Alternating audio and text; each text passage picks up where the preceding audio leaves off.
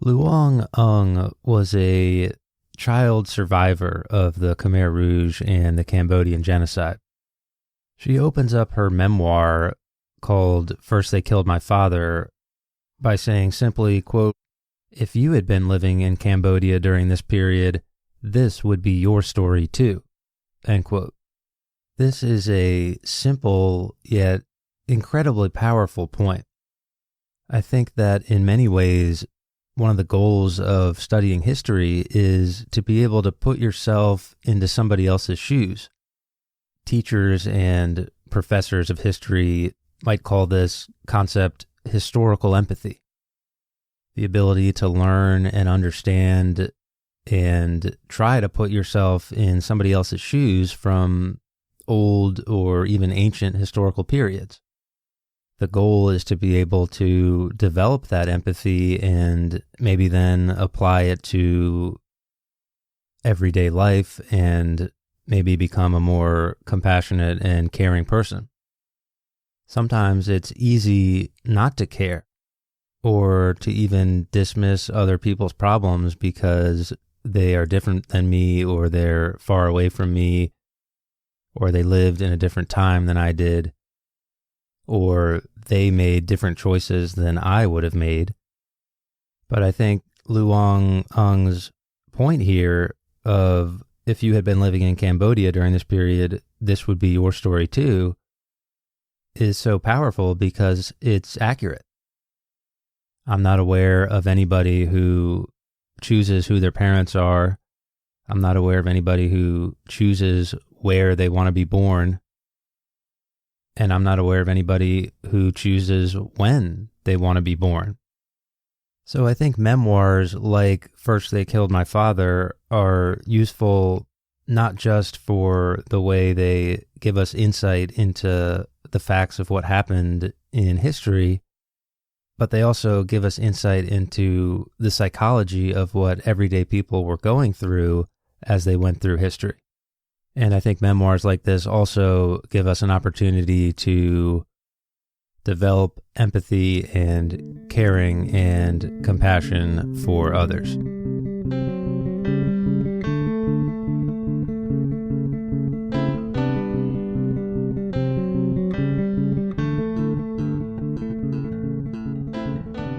In First They Killed My Father, Loung Ung decides to write her story, the story of her life as a child in Cambodia, from a child's perspective.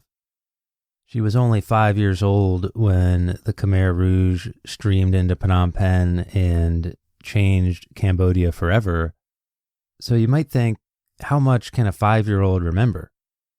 Or how much can a 5-year-old possibly articulate much later in life when she's remembering what happened?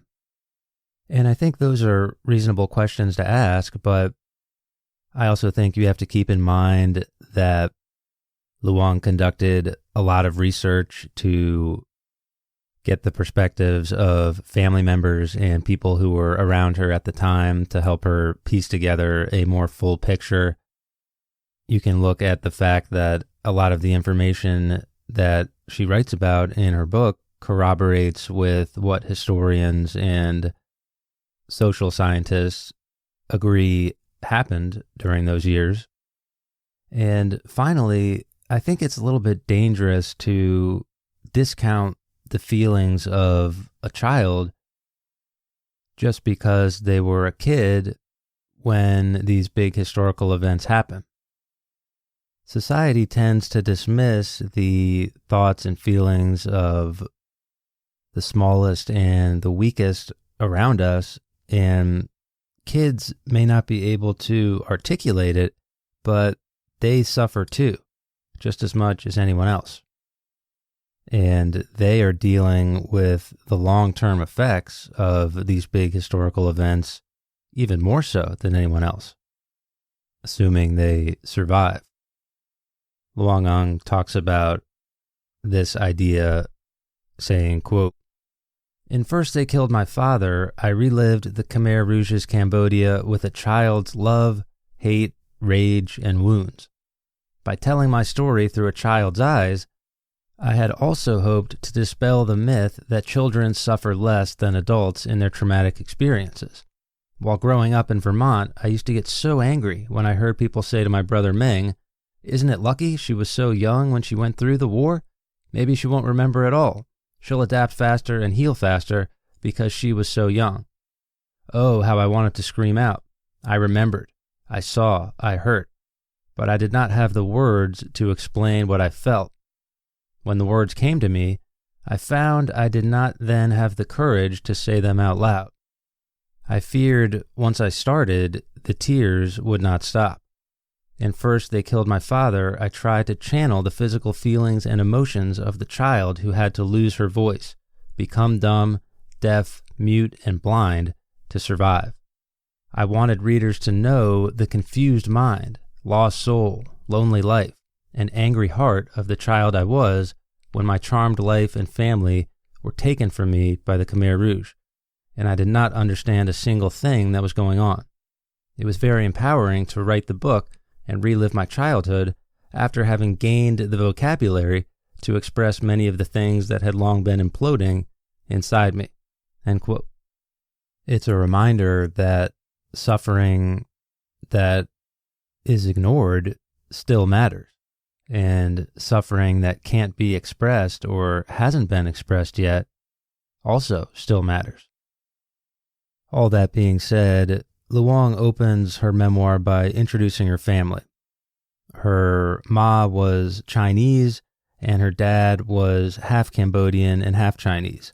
Her dad worked under the Prince Sihanouk regime, that post-colonial government we talked about a little bit in the first episode, as a Secret Service agent, and he worked under the Lon Nol government as a military person. Loung also had 6 siblings. They lived a middle-class lifestyle in the capital city of Phnom Penh with cars and possessions and a pretty nice apartment, leisure time, so on and so forth. So when the Khmer Rouge streamed into Phnom Penh, Loung's family was right in the heart of the Khmer Rouge bullseye.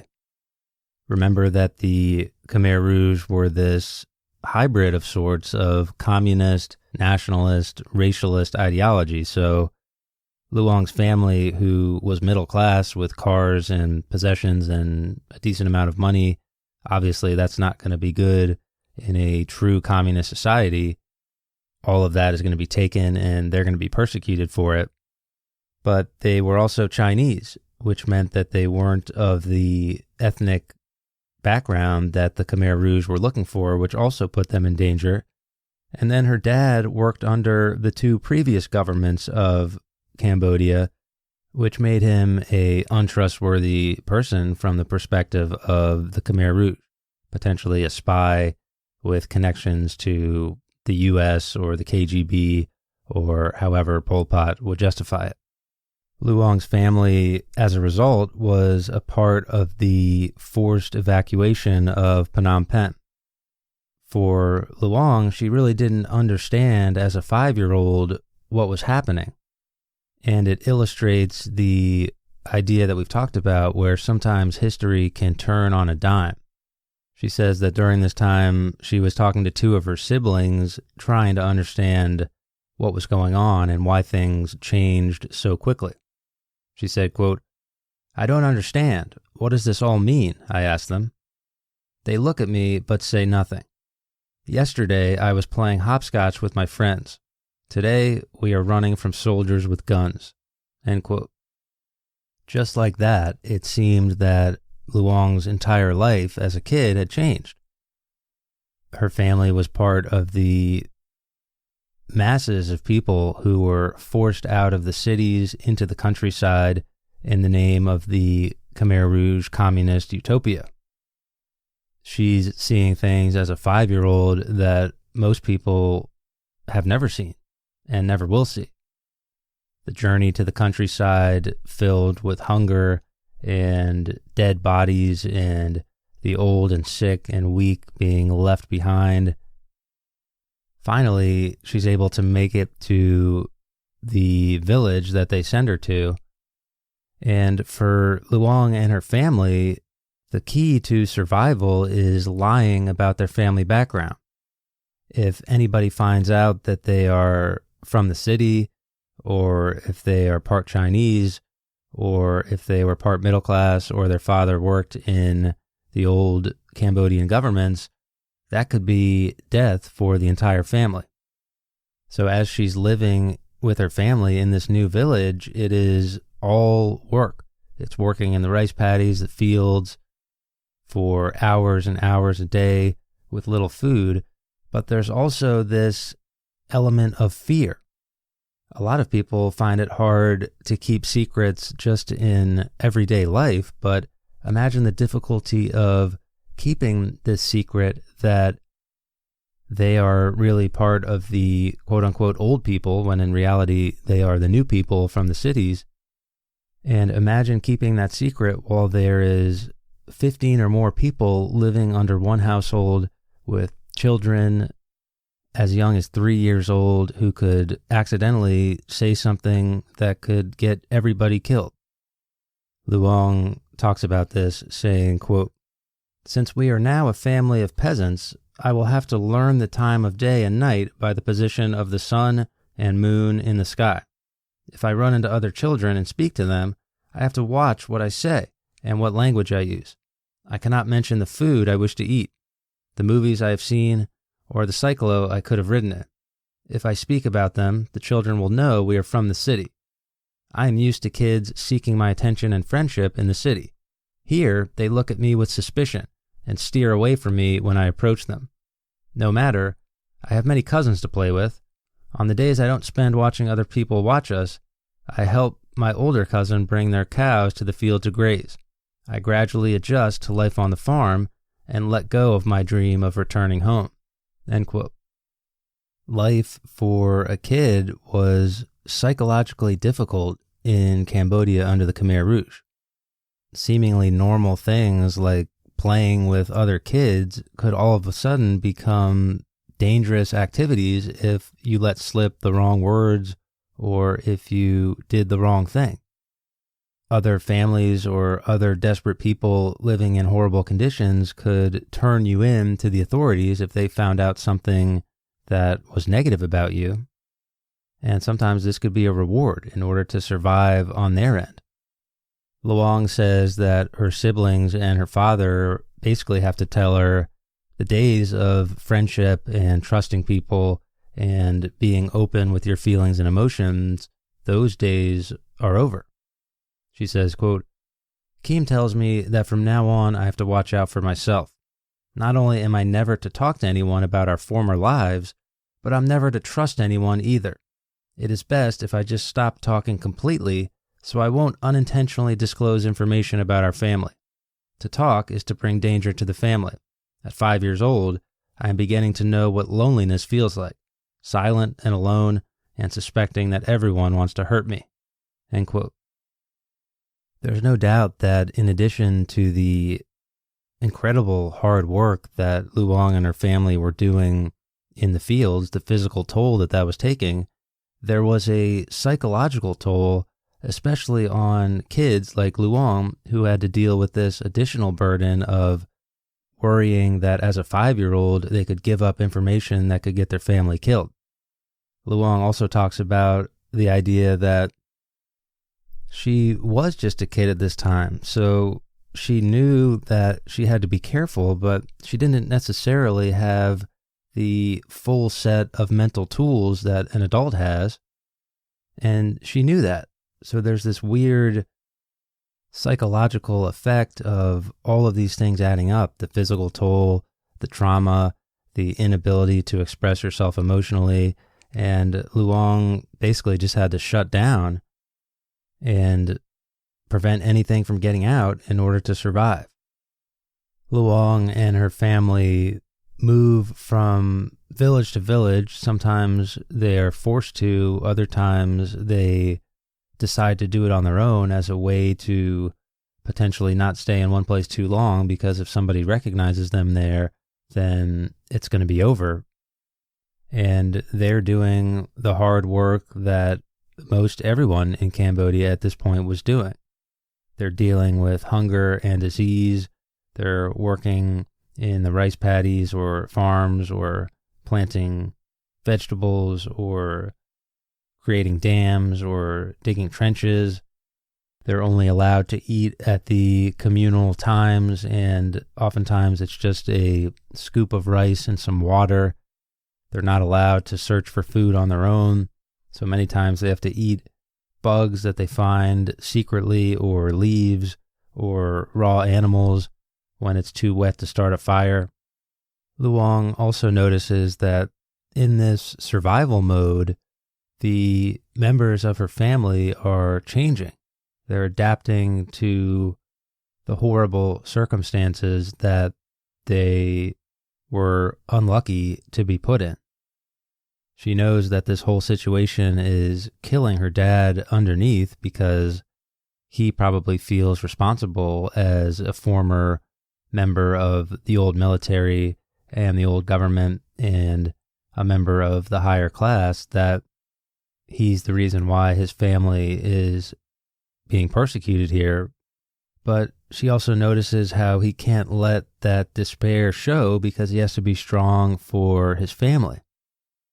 So he takes this life is beautiful sort of approach where he's keeping a positive face on things and he's taking a positive spin and approach, and he's trying to keep his family alive with enthusiasm.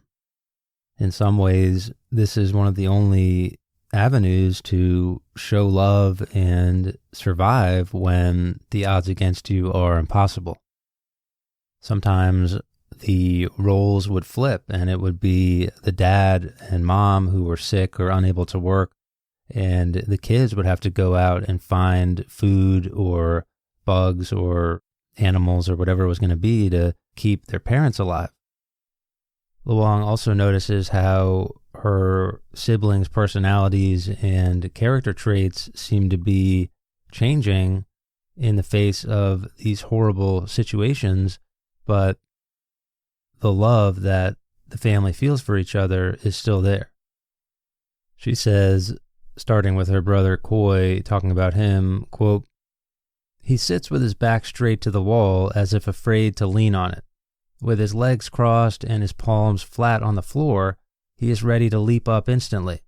He is still strong, but the energy and confidence that attracted girls to him are gone. At 16, he is already old and hard and alone. Even with us, he wears a mask of courage that stretches tight over his inflexible face. Whereas Khoi always puts on a brave front, Meng's face hides nothing from us. When he speaks, Meng's voice softens and trembles as he tries to reassure Ma and Pa that everything is okay at the camp. Unlike Khoi, whose body is made more muscular from hard work, Meng's is thin and lanky. Sitting in our hut, he slouches into the bamboo walls, and his breath sounds labored and exhausted with each word. When he looks at us, his eyes linger on our faces as if absorbing every single detail so he will not forget. Under his gaze, I shift my position uncomfortably and move away from his sight, troubled to receive such love from my brother when all around me there is only hate." End quote. I think anyone who is a brother or a sister will understand that quote, and it's a reminder of the way that Cambodian society's weakest and youngest and most at risk faced maybe the worst of the horror, and yet somehow, as they were literally staring into the heart of darkness, love is somehow able to shine through so clearly to Loung, despite the hate and the death that surrounded her. Loung seems to be able to learn this lesson that there is something about the human spirit and something about love that shines through even during these horrible situations. It takes real strength to be able to understand that lesson, and I'm not sure I could, or really how many people would be able to do that.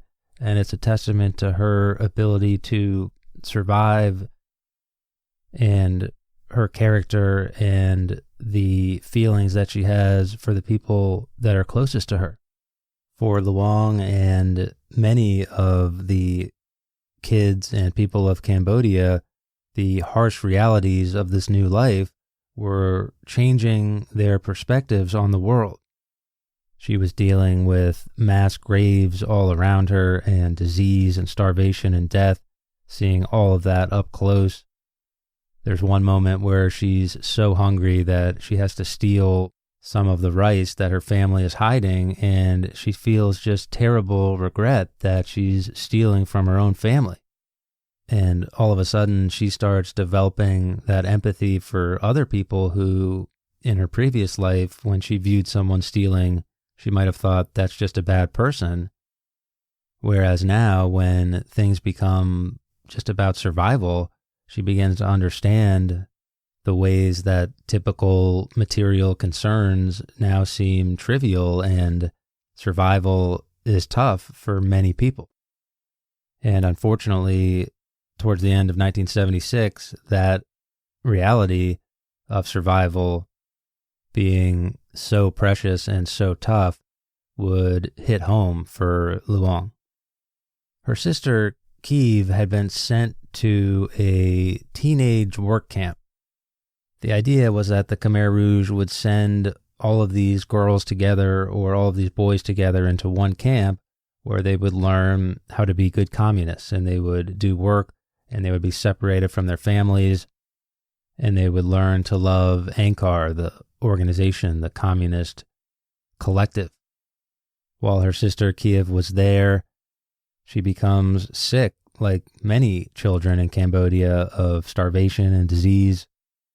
Loung's mother is able to get a pass to go see Kiev and try to get a sense for how sick she is and maybe give her some comfort. And Loung describes her mom coming home from visiting Kiev in the hospital and just waiting to get more information about her sister. She says, quote, "I look up and see Ma's figure returning. Her face is red and puffy from crying. We know something is seriously wrong, yet none of us are ready for the shock of the news. She's not going to live. She's not going to make it," Ma weeps as she whispers the words. "Kiev is not going to survive the night. She is very sick and has a bad case of dysentery. They believe she ate poisonous food. She is so very thin and sick just from one morning of diarrhea." Ma drags her palms from her eyes down to her cheeks as she describes Kiev to us. She tells us there is no flesh left on Kiev's body. Kiev's eyes are sunken deep into their sockets, and she can hardly open them to look at her. When she first saw Ma, she did not recognize her. Kiev wheezed and gasped for air just from trying to talk to her. Ma breaks down and weeps loudly. When she finally did speak, she kept asking for Pa. "Ma, where's Pa? Ma, go get Pa. I know I'm going to die, and I want to see him one last time. I want him to bring me home to be near my family," Ma tells us. That is her last wish, to see her family and be near them, even after she's gone. She said she is tired and wants to sleep, but will wait for Pa to get there. She is so weak she cannot raise her hand to wave the flies away from her face. She is so dirty. They didn't even clean her mess up until I got there. They just let her lie there in her sickness and dirty sheets. No one is taking care of my daughter." End quote. Sadly, before Loung or her dad or the rest of the family could get there to visit Kiev, she was dead. Just another body tossed into a mass grave, no identification, no funeral ceremony, just the pain of grief and regret left over. Loung talks about what her mom must have been feeling during this time. Quote, "Ma and Kiev never got along well. Kiev was wild and temperamental. Ma wanted her to change, to be more ladylike, more subdued.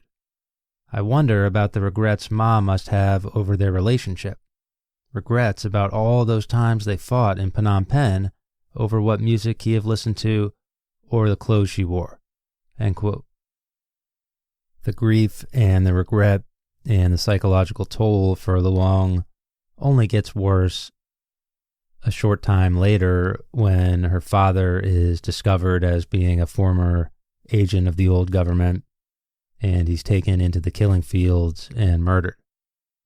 And Loung is just left with feelings of hate and rage and violence as a young kid without any way to properly address or express those feelings, saying, quote, "I'm going to kill him. I do not know what he looks like, but if Pol Pot is the leader of the Angkar, then he is the one responsible for all the miseries in our lives. I hate him for destroying my family. My hate is so strong it feels alive. It slithers and moves around in the pit of my stomach, growing bigger and bigger. I hate the gods for not bringing Pa back to us. I am a kid, not even 7 years old, but somehow I will kill Pol Pot. I don't know him, yet I am certain he is the fattest, slimiest snake on earth. I am convinced that there is a monster living inside his body. He will die a painful, agonizing death, and I pray that I will play a part in it. I despise Pol Pot for making me hate so deeply. My hate empowers and scares me, for with hate in my heart, I have no room for sadness. Sadness makes me want to die inside. Sadness makes me want to kill myself to escape the hopelessness of life.